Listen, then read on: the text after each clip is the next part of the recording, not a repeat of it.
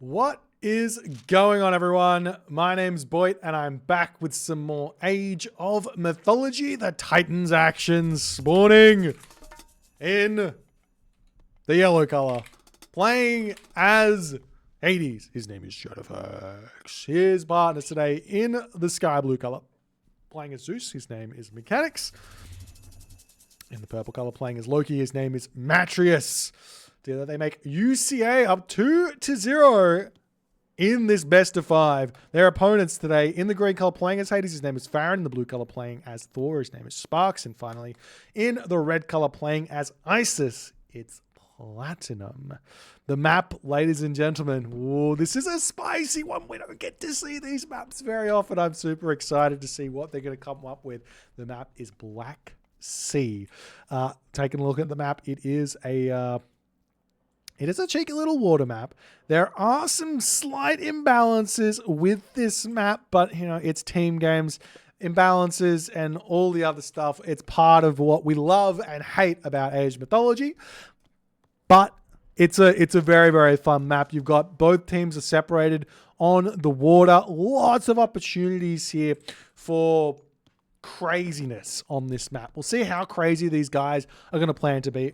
Matrius, he's going through Loki on his team. He's going to be the Loki player on this one. They've also got a Zeus and a Hades, so double underworlds here for UCA. On the other side here, we see Platinum going with Isis. Isis is a bit of an odd one here because if you want an Egyptian, you could go Set, you could go Ra. Both of these gods have got access to Shifting Sands. Shifting Sands being very, very good. Isis doesn't have that Shifting Sands, but what Isis does have is Hathor.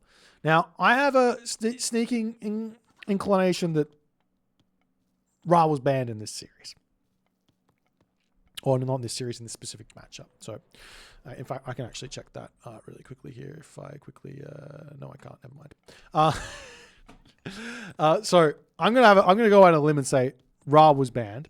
We'll see how things are going to go. Interesting to see that Matrius is taking the Loki here. And Mechanics is going on to Zeus. Generally, I would assume that Matrius would be more comfortable on Zeus than Mechanics, but Mechanics is going to have to show up here in this game. That being said, it is quite simple playing Greek on water. It doesn't take a top player, a player who's mastered a civilization like Mechanics has, to learn water, as Greek doesn't take them too long to kind of work that one out. So we'll see what happens. Relics on the map, they are all over the place. Got the Wedged Eye, reduction in myth unit cost. The Eye of Horus is here. Eye of Horus plus Isis. It's really, really nice. One thing to keep in the back of your mind about this map, though, is the water is really important. Town centers on the edge of this water here and here. Here as well as over here. This town center looks like it's slightly out of range, but it's 4 town centers in range of siege ship fire as the Athena is coming through here for Shadowfax. Quick smart. He's going for what seems to me to be a 9 fishing ship advance time. Very stock standard Mediterranean style here. But the map is quite a bit different to Mediterranean. Is it worth it to have that really fast advance time? Is it better to have more fishing ships out? We'll have to wait and see. There's also these side areas over here that you can fish up as well. Which are really, really quite nice. But both teams, or not both teams, but Farron over here, or Platinum over here, excuse me, has noticed this. Farron can't really take access of this water here without first getting over onto that spot with some fishing ships himself. Now, he could get Platinum to send a fishing ship all the way over here and drop a dock down with that fishing ship as a way forward, as we do see Shadowfax is finding the fishing spots out on this side now. One thing I do like to say is scout with your fishing ships. You don't have to scout with the first fishing ship you build. You have to scout with the fishing ship when you're deciding, just before when you're deciding to put that dock down. Very important. You could have put a dock over on this spot here, claiming these fishing spots for himself, and then getting a few more spots out there. As we're seeing everyone advancing, Heimdall here for Matrius in this game. That's an interesting one. I'm interested to see if he's going to go for anything specific here, or if it's just for that that upgrade that comes. What is it? I always forget the name of this one. Is it Arctic Winds? dock. I don't get to tell you. It's not there. There's too many upgrades in the dock. I'm pretty sure it's Arctic Winds. Gives your boats some extra speed and some damage. I'm interested if that's what he's going for, but decides to not go in for Force City with those speedy Hersa. So he's got to play that Loki just a little bit different. We also see the Anubis coming through for Platinum as well as a Monument there. Sparks, he's gone up. What did he go up here? He's gone up through Force City himself here. As the Snakes get dropped down on this location defend, and Shadowfax's going to have to retreat out here. He's going to take a lot of damage there. Very, very slow to react on that one. Big amounts of HP drain there. Now, there is also Restoration for Farron, so he can use that at some point here. As the Snake's getting taken out, Platinum now going to start making his own cabinets. You've got to be careful to not... If you go later to the Classical Age than your opponent, you've got to be careful to play defensively. Don't put your boats out. That's a simple fact of it. Don't get your boats out and just play defensively. But we are seeing GDM getting offensive on this position. Shadowfax is going to come over here and start supporting as Mattress is trying to get out all of his own boats. He is going up against that Thor of Sparks. And Sparks has already got himself this Dwarven Armory up. Now, he hasn't been able to get himself any upgrades just yet. When do you want to get armory upgrades? Generally, you get them at around about 12 to 15 archer ships out, and I like to cancel my ships and then get my copper shields. Things like that. Very, very good way to play. As we do see the Healing Spring coming down on this position. Copper Shields of Thor is coming in now as well for Sparks, as he's trying to keep all of his boats alive. Platinum needs to get over here as fast as humanly possible. As the Trireme of Farron going to be falling over here. Restoration gets dropped down by a Shadowfax. Restoration for Farron as well.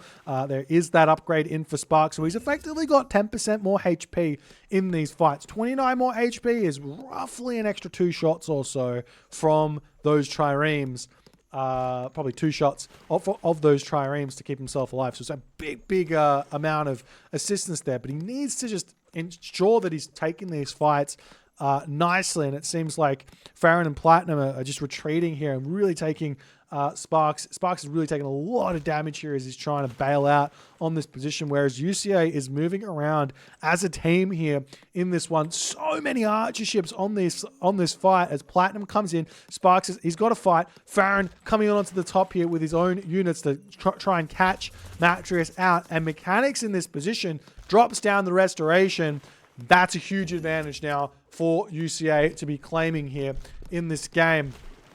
As GDM, I mean, they just don't have the ability to counter that. And we do see Matrius is getting that Arctic Winds at this moment. It is an expensive upgrade. Let me see if I can figure out which dock is he getting it in. So many docks here. There it is. It is 200 wood there, and it does give that extra 10% damage and speed. 10%. 10% hit points, excuse me. So it's basically Pierce armor. So it's basically the same cost as like a 100 copper shields that the Thor has gotten there already. So they're basically equal in terms of how much HP they've got, effective HP, the Norse players have got here. But the Greek players are the ones that are scary at the moment. They are very, very scary. We are seeing Burning Pitch coming through from Sparks. It's not a good upgrade. It's so expensive. It costs 600 resources. It gives 15% bonus damage or 15% extra pierce damage for your boats. They don't get bonus damage against enemy ships. It makes it look scary. That's about it. But every top player knows what it means. As Sparks is retreating away here, he could have done with 4 more docks or something rather than that upgrade to pump his boats out. Meanwhile, over here, we are seeing Farron getting pushed back by the stronger Arctic Winds upgraded longboats of Loki here. Farron has to retreat back there as well, as there's the Burning Pitch is out. It looks scary. It's not that big of a deal. Sparks does have himself copper weapons already, but what's better, 15% bonus damage or an extra ship? Depends on how many ships you've got, I guess. Or an extra 4 ships. 4 ships is better, I would assume, most of the time. As Mechanics is breaking through here. Sparks has got nothing left. Now, what can you do once you've lost the water on this map? Not a whole lot. Not a whole lot. You can't sneak onto your opponent's base. But you can go in for a big boom and try and defend here. That's the big question here. Do we see any town centers? There is a town center coming down for Shadowfax. No town center just yet for Matrius. Matrius does have the advantage of having longboats, which can garrison units into. So he doesn't have to get himself a transport ship to get onto his opponent's side of the map here. He can just jump straight into those longboats, which are already very, very useful there. As mechanics is on both sides of the map here. Platinum getting pushed back here, still producing those archer ships here as best as he can. Sparks is now coming in with another dock. GDM knows they need to keep fighting here. The other thing is, though, that because they've got the Thor, if they can just get the numbers, the Thor armory upgrades should pay dividends and they should be able to fight back on this water, but they do need to get the numbers out first is the big challenge, as Shadowfax is already saying, well, water's one, let's get Persane, let's get ourselves sorted out. Shadowfax does have 2 town centers. Platinum's also got 2 town centers himself here. As Mechanics is breaking through on this spot, or is he? 10 ships versus 11 ships versus 12. This is going to be advantage Sparks, as Sparks is getting is pushing Mechanics back at this point. Over on this left side here, it kind of looks like the boats of Mechanics are getting some good value, but Sparks is back in here on this water fight. He's got a micro.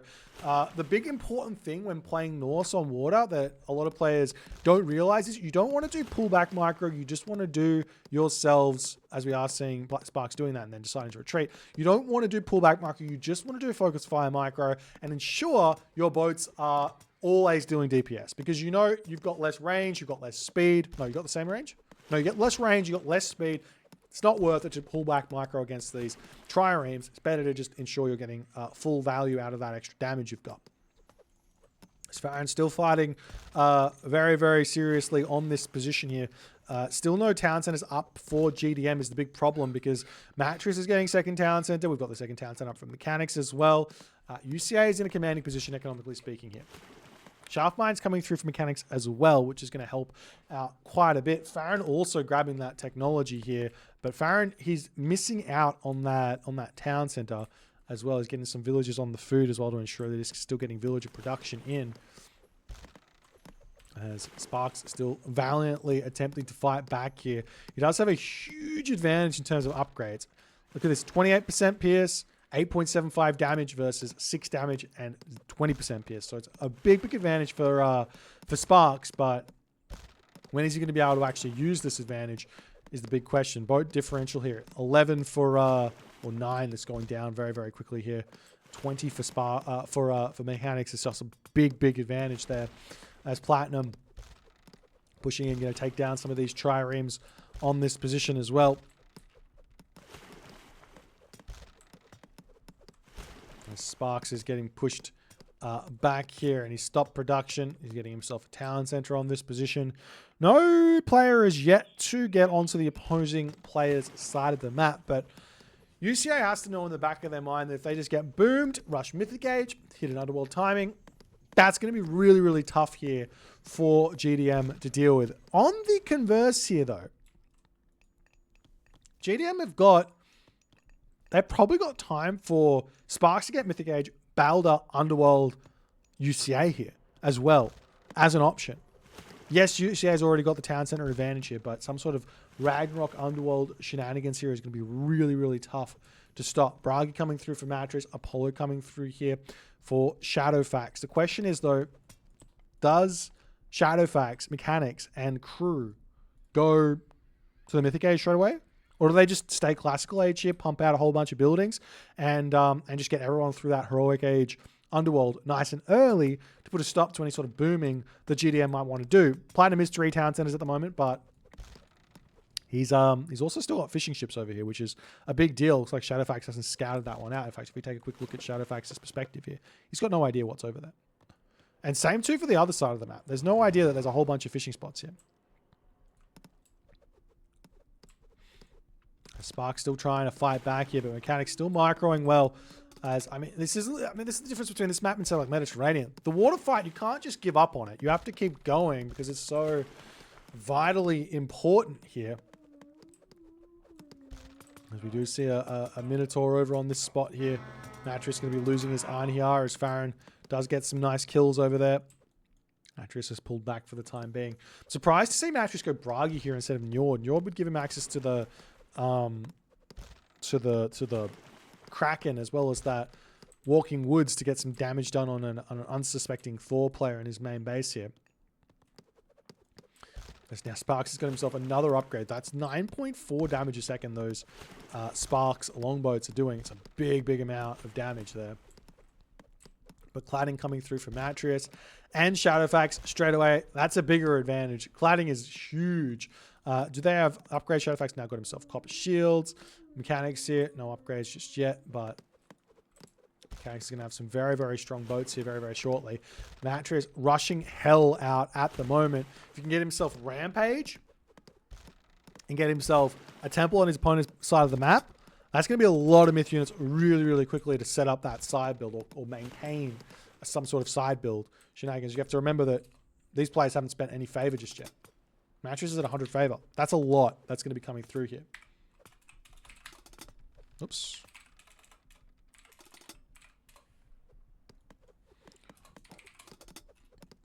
Can we just get rid of that? There we go. Can't type. Typing is too hard. What's happening in the main base? We do see some military buildings down for Shadowfax, starting to build up this underworld idea here. Mechanics not putting anything down just yet. Nothing down really for Matrius either as he's getting this town center up on the front. Chasing these boats around in the corner, Matrius will now be aware there's a whole bunch of fishing spots that he can grab for himself. So Mechanics is now pushed back, and after the dust settles, it looks like Sparks is starting to become a little bit scary. Yes, these are heavy trireme. Yes, they got 348 HP, but Sparks is a little bit behind on the HP, but he's got that damage boost advantage. 10.15 damage per second right now. He still has to micro here, though. That's the problem. And Mechanics is not slacking on the micro at all here. As Sparks retreats back, is there a underworld passage coming in? There's a Nidhogg getting dropped down here as Matrius tries to land. Does still have these units on this spot here with a heavy longboat going to be supporting here as the trireme hiding in the corner, not able to support on this position here. Those boats of Matrius need to be helping out to take out the Ajax for the time being. Chiron will be helping out here as well as those raiding cavalry still coming through on this position. Platinum trying to get some barracks set up over on that position. Meanwhile, getting some war barges in as a rock coming through here. That rock is going to get taken down very quickly here by Mechanics. Not going to be allowing that anytime soon. Big blunder from Mattress there as the flaming weapons does come through. Flaming weapons onto these heavy longboats. 5.4 damage is a lot as the Nidhogg going to come in and get a whole bunch of splash damage on this one as well. They're doing 40 crush damage. The boats of, naval ships only have got 10% crush armor, so it's a really useful unit to attack on the water there as we see another longhouse coming up. I'm surprised to see no Rampage Temple mass fire giants out for Mattress. That seemed like a really smart idea, but has not managed to do it just yet. In fact, does he have it? No Rampage just yet. So another longhouse is up, still trying to get those upgrades in. Infantry, medium infantry coming in. Everything else, we've got the Chiron still trying to push forward to take out that Nidhogg. Does a lot of damage to it, but it does take a really long time. Nidhogg's super strong against Greek because of that one ranged hero only. The Shadowfax is now forced to start making himself some Pentacontas here. What's happening on this position? We've got the units queued up. Heliopolis about to come through. There is an underworld in for Mechanics. Where will Shadowfax go is the big question. As the town center getting stolen by Mechanics here, Frost does come in. That's going to put a stop to all the shenanigans on this position here. But that does also now mean, well, Shadowfax is going to be able to get his own underworld onto this spot. But instead of doing that, he's just going to say, all right, I'll come through yours just in case. We can save that underworld for later here. Shadowfax starts to run through on that location. We do have the Platinum war barges can start taking down the fortified town center from the shore here as well. So can't really give up on this water just yet, but can go and send some Petropoli onto this position to defend here. As the buildings coming through, got those Heliopolis ready to put pressure on. Farron getting himself up a fortress over here. He's still only on 2 towns in the city. Monument to the priests coming up. Will it be too little too late? You have to remember Shadowfax does have himself Earthquake, but Would you save that Earthquake for a town center, use it on a town center, or would you more prefer to save it for a potential underworld? You can put a complete stop to that underworld of Farron instantly with Earthquake there. It's really smart to just hold on to that one for Shadowfax. In fact, if we take a look at the app, the only real way to get away with it would be to get Platinum to fly a rock over, drop a monument down, and then Underworld to play around that. But the monument is now up. The town center is now safe. It doesn't matter. There's so much destruction coming GDM's way here. The Sparks is still in full send over here. He's going through Balder. There will be Balder Underworld available here for Sparks. He's got a lot of upgrades. The mechanics is really big. Shadowfax is really big. Madras is really big. I'm not sure a Ragnarok is going to be enough to take all of them down.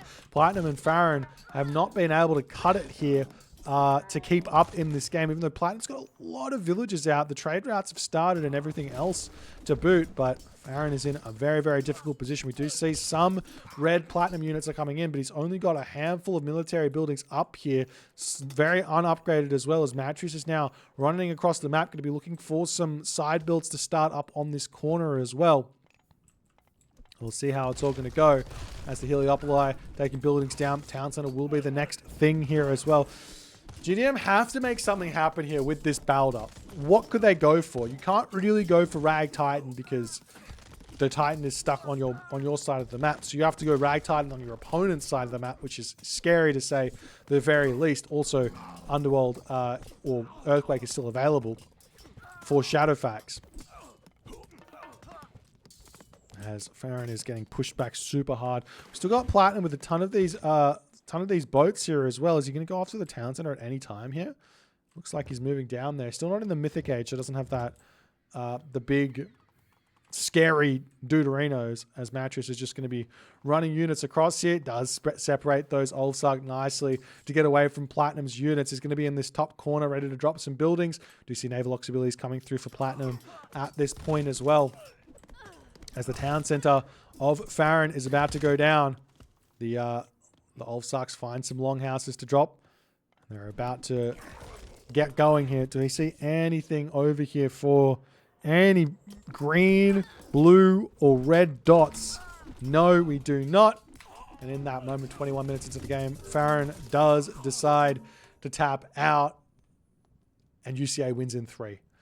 Really, really solid game here from UCA. They knew what they were going for, and they played it to perfection. I would have loved to have seen Sparks maybe play, and Platinum, and GDM in general, play a more defensive opening here. All too often we see on Mediterranean, and this map is a perfect example of Mediterranean theory without the extra stuff. And what I mean by that is, if you're just going to focus water and that's it, Pocket should not commit to a side.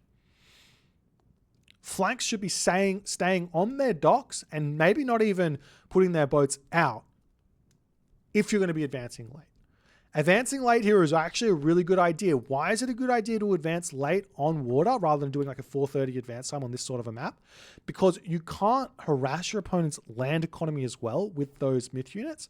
And advancing a little bit later means a little bit more resources. If your opponent goes 4:30 and you go 5 minutes, that's 120 extra resources you've got in the bank, which is another dock. Getting 3 docks down and then spamming, you can catch up on those boat numbers, and then you can pop out.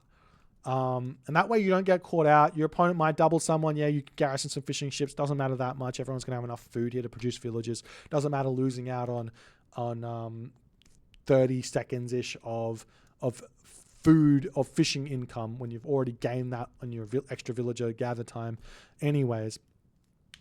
So I would have loved to have seen GDM playing a little bit more of a defensive game plan, playing into this armory upgrade shenanigans that Spark was going in for, and playing a little bit more as a team like that. But UCA finished the game off nicely, winning in 3, on to the semi-finals. Unfortunately, GDM are out now. If you guys enjoyed this one, please consider hitting the follow on the Twitch. If you're on the YouTube, hit that subscribe button, and I'll see you guys in the next game.